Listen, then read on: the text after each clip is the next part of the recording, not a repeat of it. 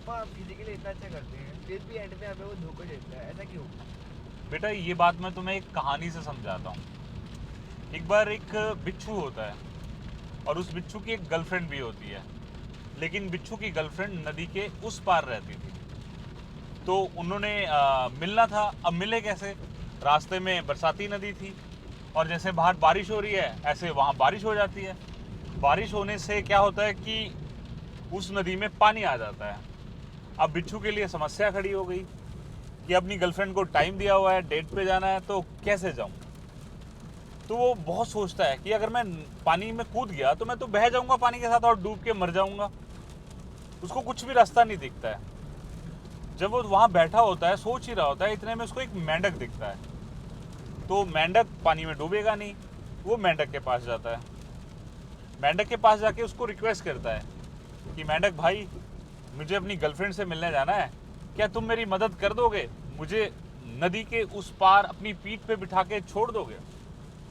मेंढक सोच में पड़ जाता है कि चलो अच्छा काम है, किसी की मदद करना अच्छी बात होती है, लेकिन बिच्छू की मैं मदद करूंगा तो बिच्छू जो है अगर मुझे रास्ते में डंक मार देगा तो मैं तो मारा जाऊंगा। तो मैं इसकी मदद क्यों करूं? उसके मन में बड़ा शक आता है इस बात का।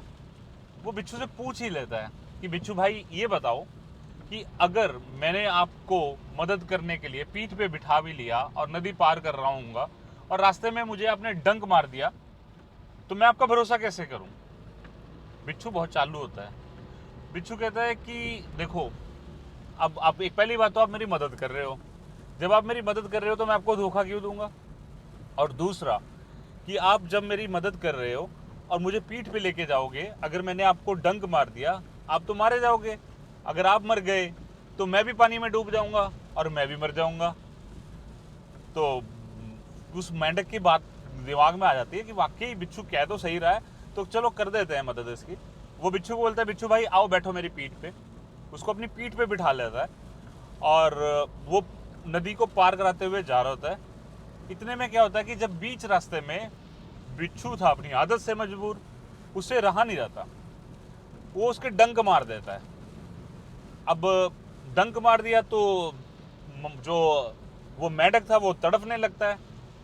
मेंढक उसको बोलता है कि भाई मैंने तेरी मदद की, तुझे लेके आ रहा हूं, फिर भी ना तूने मुझे जो है डंक मार दिया, अब मैं तो मरूंगा तू भी मरेगा, ऐसा क्यों किया तूने? वो मरने वाला लास्ट सांस ले रहा है, उसने पूछ लेता है क्योंकि उसके मन में क्वेश्चन था ये।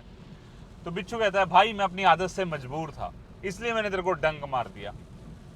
तो ऐसे ही आपकी जिंदगी में भी दोस्तों बहुत से लोग होते हैं, आप उनके लिए क्या कुछ नहीं करते हैं, आप उनकी मदद करते हैं। फिजिकली, मेंटली आप उनको पैसे देके उनकी मदद करते हैं, उनको कहीं नौकरी लगवाने में उनकी मदद कर देते हैं, या किसी भी तरह से आप उसकी मदद करते हैं, पढ़ाई में उसकी मदद कर देते हैं, हर तरह से किसी भी तरह से आप उसको भूखा है तो खाना खिला देते हैं। लेकिन कुछ लोग ऐसे भी होते हैं जो अपनी आदत से मजबूर होते हैं। आप उनके साथ कितना ही अच्छा कर लो पर वो डंक मारने से पीछे नहीं हटेंगे, वो बाज नहीं आएंगे, क्योंकि ये उनका करैक्टर है। तो दोस्तों बिच्छू का करैक्टर था डंक मारना। उसने ये भी नहीं सोचा कि मैं ऐसे बंदे को डंक मार रहा हूँ जो मुझे ही बचा रहा है। तो हमारे रोजमर्रा की जिंदगी में ऐसे बिच्छू बहुत सारे होते हैं जो अपना करैक्टर नहीं छोड़ते हैं। आप उनके लिए बहुत कुछ कर जाते हैं लेकिन एट द एंड वो आपको धोखा देते ही देते हैं। क्या आपकी जिंदगी में कोई ऐसा बिच्छू है? अगर है तो उसका जिक्र या उसने आपको कैसे धोखा दिया कमेंट में जरूर कीजिएगा। और इस कहानी से आपको क्या सीख मिली वो भी जरूर कमेंट कीजिएगा और मुझे जरूर बताइएगा कि ये कहानी आपको कैसे लगी।